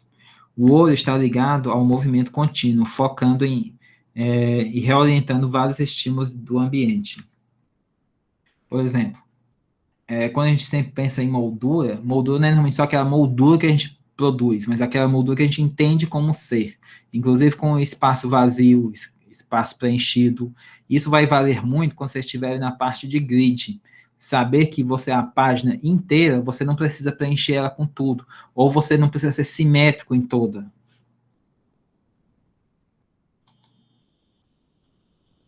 Vamos lá. Ao cortar uma foto ou uma ilustração, se seleciona os seus limites e altera a sua forma, modificando sua escala de seus elementos. Realocação de toda a imagem, o vertical pode se tornar horizontal. Esse recurso permite descobrir novas imagens dentro das imagens, ou seja, aqui você tem uma imagem geral. Dependendo do recorte, você vai ter a proporção da imagem, certo? E o que você recortar. Por exemplo, quando a gente está na aula de fotografia, o primeiro exercício que eu gosto de passar é textura, para você entender as texturas. Para entender as texturas, você tem que saber recortar o que você está vendo. Você começar a olhar fotograficamente. Eu sempre brinco que o ato fotográfico não é o ato de revelar, é o ato de esconder, certo? É saber o que você não quer mostrar, certo? O que não faz parte do seu discurso. Vamos lá aqui. Lembra que eu estava falando, voltando à questão da marca? Ela pode ser, os espaços que tem a sua moldura, se você coloca sangria, é isso daqui, ó. É o espaço onde está. A parte cinza é o objeto, é o espaço preenchido. O ouro é o vazio, que pode ser por uma cor ou uma textura. Então, o que acontece? Se eu tenho margens uniformes, como essa daqui, você dá um formalismo e uma imagem estática. Você dá central àquela imagem, ao centro da imagem. Se você tem uma sangria, a imagem se torna mais ativa. Quando a sangria vaza, por exemplo, nessa parte aqui, o que acontece? Você tem um direcionamento da sua visão. Quando você tem uma sangria parcial, ou seja, só de um lado, a imagem ela tem sua imponência, por assim dizer, o seu caminho dela. Aqui são os 4 exemplos que a gente pode trabalhar com sangria. Temos mais aqui, ó. A parte do texto, lembra que ele está falando, a sua logo pode ter um texto, pode ser uma frase, ou uma frase impactante, ela não necessariamente tem de estar dentro dessa caixa. Ela pode fazer parte da sua sangria, no caso, da sua moldura. Ela pode produzir esse conflito, certo? Veja que aqui nós temos 3 exemplos também de como o texto está tendo importâncias e está tendo dinâmicas de leitura. Por exemplo, aqui no primeiro, você tem um centramento, ou seja, a imagem de fundo, ela se torna irrelevante, ela se torna uma textura. Aqui, você tem um espaço que o teu texto aqui, ele está, ele está subordinado à imagem, certo? Mesmo ele estando na frente, por estar o fundo está em transparência, existe uma importância, quer dizer, eu devo mostrar, eu devo saber o que está acontecendo aqui dentro. E aqui ele tem a função de legenda, ou seja, ele se completa com esse. Você tem de pensar nisso, porque quando a gente está fazendo um catálogo, inclusive vocês vão fazer catálogo na vida inteira, ou decidir ou ordenar catálogos, você tem de saber qual é a importância que a sua imagem tem e sobre a informação que você quer botar para aquela imagem. E não, tô achando bonito. Puf. Não. Então você não é design. Você está trabalhando com preset. Entendeu? Então, essa que é a importância de vocês entenderem como a tipografia e os fundos vão trabalhar dentro da sua imagem. Existe naquele catálogo que a nossa querida monitora passou no livro para vocês, que é questão só sobre figura e fundo. Certo? Se eu não me engano, na questão de formas. Dê uma olhada com carinho nele, que ele explica muito mais detalhadamente essa parte, certo? É quase que um dever obrigatório vocês darem uma olhada nesse segundo, se eu não me engano, é o segundo capítulo. Aqui é a parte de diagramação, como as imagens em conjunto podem gerar isso. Olha aqui, bordas. Uma borda é uma fronteira entre o exterior e o interior, que delimita uma borda gráfica, pode gerar foco e informação na imagem e pode funcionar como elemento de integração com o contexto, dando importância. Por que eu acho interessante isso? Sabe uma coisa que mais me chama a atenção quando eu compro qualquer peça de roupa? É a legenda. É a etiqueta. Quando você vê uma etiqueta bem feita, com boas bordas, você pode até não conscientemente dar noção a isso, mas você dá um valor maior àquela peça. Quando você faz uma boa etiqueta para a tua peça, quando você pensa uma boa etiqueta para a tua peça, você está colocando a tua peça em outro nível de valor. É uma estratégia simples, certo? Mas eficiente de tirar a tua peça, estou falando questão de produto de moda, a tua peça do senso comum, do lugar comum. Olha como uma estratégia simples, uma etiqueta. Você pensar a etiqueta, pensar as bordas da etiqueta, certo? Aqui são algumas, quando a gente vai fazer uma peça gráfica, eu estou só adiantando um pouco o assunto, mas quando a gente vai fazendo a questão de bordas e grids, a gente vai ver o que são esses pontinhos aqui, ó. Esses pontinhos aqui se chama linha de corte. Na peça gráfica, o que é a linha de corte? Quando a gente vai mandar por alguma peça para ser impressa numa gráfica, quando a gente vai gerar o PDF profissional, a gente tem de calcular a linha de corte. O que é isso? É a sangria.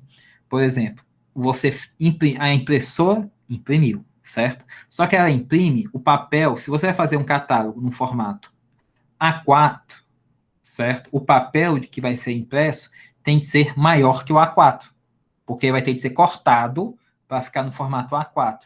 O guia de corte é justamente essas pontinhas aqui, esses Vzinhos que ficam no canto e no outro. Pois bem, ele aqui é sempre que a impressora ela já tem uma ponta laser que ela já identifica isso, já alinha, e aí já vem a guilhotina e corta para ficar certinho. Isso você calcula no programa para mandar. Esse daqui, esse formato aqui, esse símbolo, ele é o símbolo normalmente que você está fazendo o projeto gráfico de um catálogo, de um folder, até mesmo de um cartão de visita.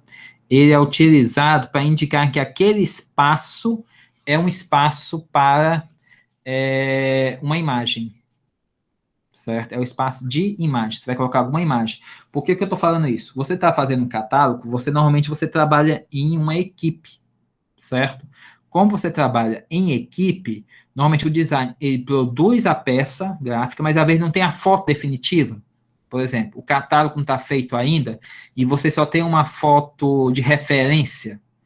Então, ele faz todo o projeto gráfico, aí depois de pronto, quando eu estava falando para vocês, programas como o InDesign ou o Scribus, depois que você fez toda a peça gráfica, se você faz já aquela pasta onde ficam as imagens que eu falei para vocês, quando você recebe as imagens que estão prontas, você só faz ele recarregar o programa e que ele substitui e já pesca de dentro daquela pasta para dentro do teu arquivo final. Ele automatiza. Basta você você substituir, por exemplo, foto 1 pela foto 1 já pronta. Então não precisa colar de novo dentro da peça, do catálogo. Ele já faz isso automático, como se fosse um Instagram da vida. Ele já coloca e já puxa aquilo ali. Pois bem. Aqui são alguns exemplos para inspirar do que eu estou falando de catálogo, certo? De como você pensar nisso. Hierarquia. Tem um livro do Donis e Adonis que ele fala sobre a questão de hierarquia. Hierarquia é saber o que é que eu quero ver primeiro, o que me é mais importante, qual é a mensagem mais importante que eu quero ver primeiro, certo? Nesse exemplo, nós temos a avaliação de importância usando apenas uma família, a quebra de linhas, estilo de harmonia e fontes. Ou seja, aqui você não tem hierarquia nenhuma. Está tudo igual, tudo alinhado, certo? Aqui você já vê que esse negrito já chama mais atenção. Aqui a cor vai chamar atenção. Aqui ele saindo chama atenção. Quem nunca viu aquelas páginas amarelas da Veja, que você tem às vezes um splash, que o pessoal chama, que é aquele recorte no final, ou no meio da página em branco, a página toda verde, toda amarela, e aí no centro tem um quadradinho branco, justamente com o que é mais importante que tem na entrevista. Pois bem, essas são formas de como você pode variar na cor, no tamanho, movimentando. Aqui tem todas, se vocês derem um zoom, vocês vão aqui, ó, sem hierarquia, contraste de peso, contraste de cor, o alinhamento serviu para fazer a quebra de hierarquia, intervalo entre as informações, isso vai valer muito para quando vocês estiverem fazendo o seu cartão de visita também. Vocês vão ver intervalos especiais, aqui você vai ter peso e cores, espaçamentos diferentes, aqui é escala e aspectos de alinhamento diferentes, aqui você tem, inclusive, letras cursivas, escala de cor e alternativas. Lembrando que se você coloca demais, aí acaba perdendo a noção do que é importante. Aqui, o que foi que ele fez? Ele pegou a mesma fonte, mudou com cores, mas colocou sempre uma mesma tipografia e fazendo, quando ele coloca coisas, negritos, então ele está determinando, certo, o que você deve ler primeiro. Aqui, ele gira e brinca com os formatos. Quando eu peço um catálogo, vocês não precisam literalmente fazer como se estivesse fazendo um TCC. O momento é agora, certo? É um produto que vocês querem chocar, vocês querem dar, não é chocar em si, mas vocês querem dar justamente a imagem da sua marca que ela seja referenciada no seu produto gráfico. Entendido? Aqui são alguns 5 tipos de como os principais 5 tipos que eu gosto pesca, né? Que são bons para vocês guardarem, certo? E como utilizar também. Nós temos o Sync Tape, tem a nossa boa e velha Euvéltica, e você pode notar que cada um, ele segue mais ou menos o design da marca, o design, desculpe, o espírito da fonte. A Memphis, a Gotham, a Jean, certo? A Clarendon e a nossa amiga Melissa Hunker. Então, cada um é um cartão de visita, por assim dizer, da própria tipografia, certo? Usando as mesmas cores, mas vocês podem notar que cada tipografia, ela dá a sua marca diferente, como ela é organizada dentro desse pequeno cartão.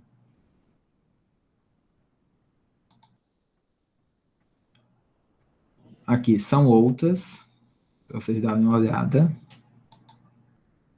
Aqui é a aplicação de hierarquia. Quando você vê a questão aqui, você tem que o texto, você sabe que a última coisa do texto que você vai ler é essa. Então, você primeiro... Lembra aquele exercício que eu falei para vocês de desacelerar a visão?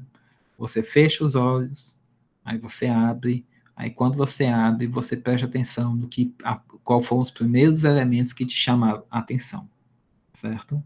E aí, por exemplo, você fecha os olhos, a primeira coisa que você vê aqui, nessa primeira parte, é o vermelho.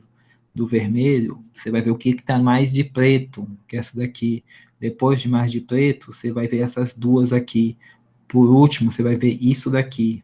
Ou talvez isso, e aí você vem para cá, certo? Porque é questão de proximidade. Lembra que eu falei da questão da relação de proximidade? Aí depois, isso daqui vai te atrair, porque isso daqui já lhe atraiu primeiro.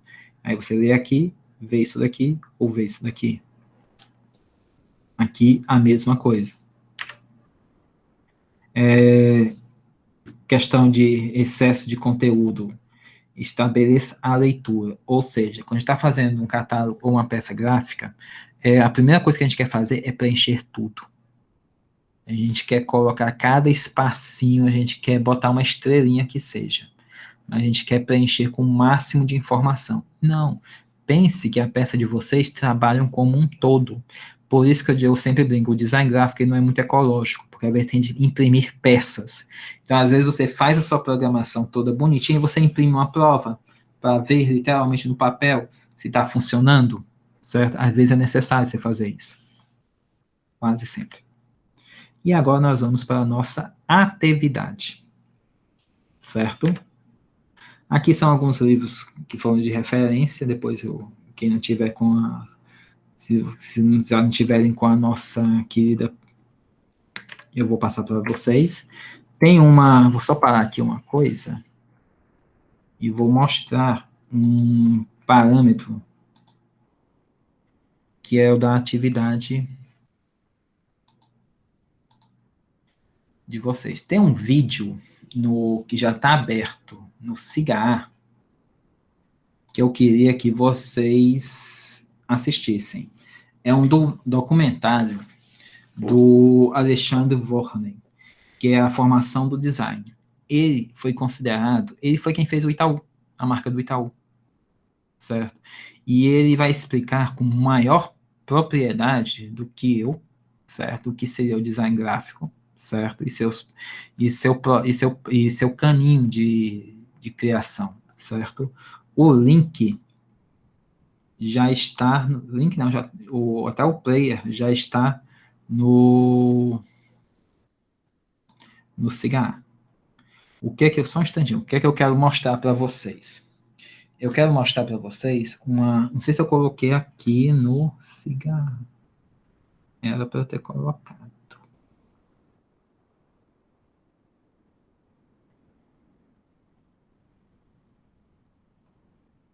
Que é a tabela de como você cria a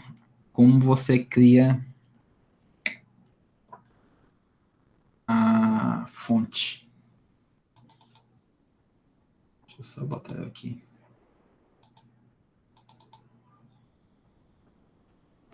Só um instante que eu vou abrir aqui. Que é tipo um critério.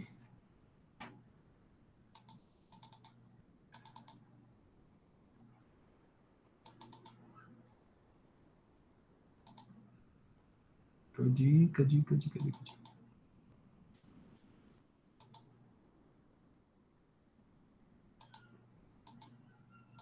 Caligraph. Pronto, achei.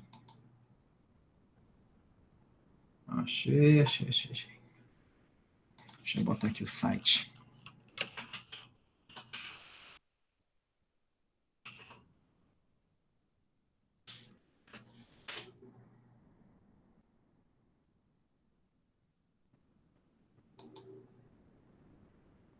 Uhum. O site ainda existe. Vamos lá. Ó, existe um site chamado Caligraph. Eu vou colocar ele aqui no... E também vai estar no Cigar. Eu vou só abrir aqui uma tela.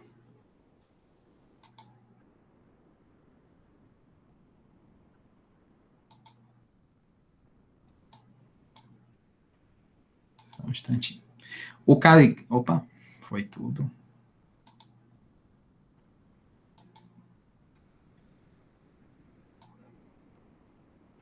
Acho que já tá bom. Ó, eu vou aqui transmitir minha tela novamente. No Cigar existe esse arquivo aqui, ó, que é um PDF, certo? Que são 2 páginas, na realidade, ó. Certo? Lembra que eu falei para vocês que tem as linhas, ia passar um cursor para as linhas bases? Certo? Esse daqui é um cursor para vocês fazerem as suas linhas bases das suas fontes, se você for trabalhar para o exercício da atividade. Certo? Ó. Vou dar um zoom aqui para você ver o que eu estou falando. Você está vendo aqui que tem um ar, não é? Aqui é um ar maiúsculo. Esse daqui é a linha a linha média. Se você for colocar, deixa eu dar aqui um. Tem também o ar minúsculo aqui, ó. Deixa eu dar um zoom aqui.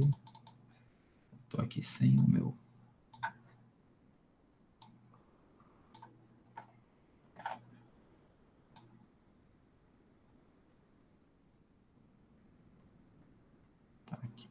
Tá aqui em algum lugar. Achou. Aqui. Ó. O ar minúsculo também está aqui. O que é que esse Caligraph faz? Eu vou mostrar o site aqui já para vocês. O Caligraph, você pode desenhar ele no papel, se você quiser, por cima. Você pode escanear e pode mandar para o Caligraph. E aí ele vai criar gratuitamente a tua fonte. E aí você pode instalar no seu computador. Quer dizer, você pode fazer a sua letra cursiva, certo? Dentro dele. Dentro do Caligraph, você consegue.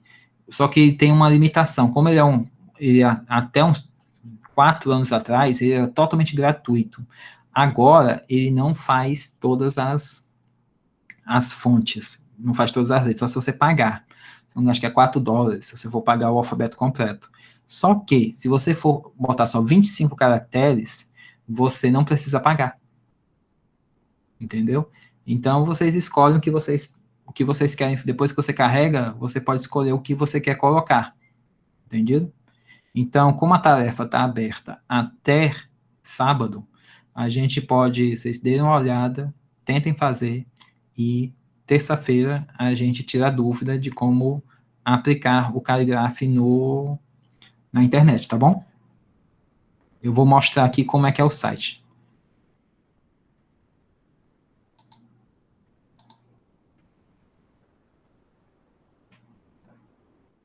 Tá aqui.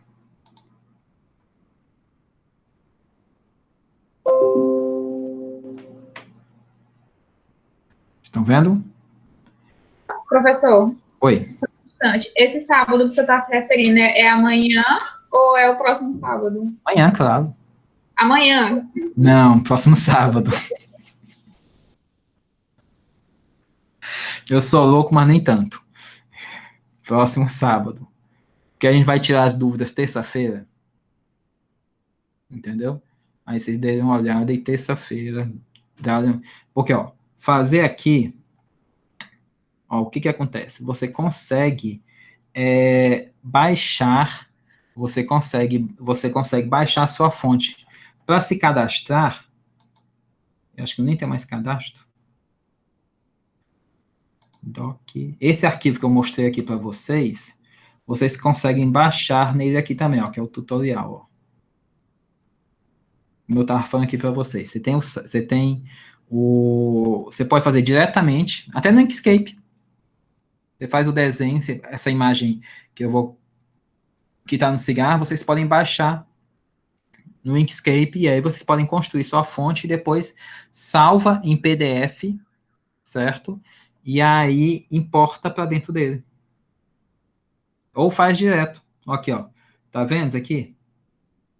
Quando você for salvar, ele tem de aparecer isso daqui, porque o programa vai reconhecer, certo? O do site, e aí vai criar o seu alfabeto, certo? Depois disso, basta você determinar e mandar fazer o upload. Eu vou fazer o upload com vocês na hora, em tempo presente, certo? Na próxima aula. Mas para isso, façam o raio do alfabeto. Como é que eu vou fazer o alfabeto? A partir daquele manualzinho que eu coloquei que vocês constroem primeiro. Primeiro o H, depois o P, tá. Usando esse manualzinho que está no cigarro, esse PDF que está no cigarro. Deu para entender? Espero. Rezo. Aí o que acontece? Depois que você faz o login, como ele está explicando aqui, ó. Depois que você faz o login, basta você instalar no seu computador. E aí e depois você fez a fonte, você pode alterar a fonte. Ah, eu não gostei do formato no próprio site. Ah, eu não gostei desse A. Então eu posso alterar, deixar mais pesado, mais leve. Tudo isso na versão gratuita. Certo? É isso que é interessante. Às vezes você quer fazer uma letra cursiva, você quer fazer uma assinatura, você quer fazer um texto mais personalizado. Então você tem essa ferramenta. Certo? E qual é a vantagem dele? É que ele já regula os espaços de fonte de letras, para você não ter que fazer isso manualmente, porque o programa que você for fazer mesmo, ele é muito específico, ele é muito técnico. Então, às vezes, você tem que ter um tempo de trabalho maior para conseguir resolver. Certo? Então, ó, só para deixar gravado, segunda-feira nós vamos fazer a revisão, certo? Vamos fazer aquele exercício, vamos fazer o exercício da fonte e o exercício da vetorização da logo, certo? Então, ó, o que eu aconselho? Tragam já suas dúvidas prontas, tanto a questão de logo, de forma, de imagem, que a gente vai ter uma aula mais demorada nesse dia, tá bom? Nós vamos gravar a aula também, mas eu vou mostrar como fazer o refino digital da marca e como fazer a criação da logo. E aí a gente finaliza mostrando como a gente constrói o catálogo, aonde vai estar as informações da logo, que vai estar na prova, que vai ser na outra semana. Nessa na outra, em maio. Entendido? Porque na próxima semana, se bem sei, ainda é abril. Certo? A prova vai ser em maio. Tá bom? Prova não, a entrega, né? Entendido? Dúvidas? Só desespero. Vai assim. A gente fica contente. Bom pra quem? É bom assim pra quem? Porque eu fico toda vez que eu vou entregar alguma coisa. Se acalma. Dessa vez tô sendo é bonzinho. Deixa eu parar aqui a gravação.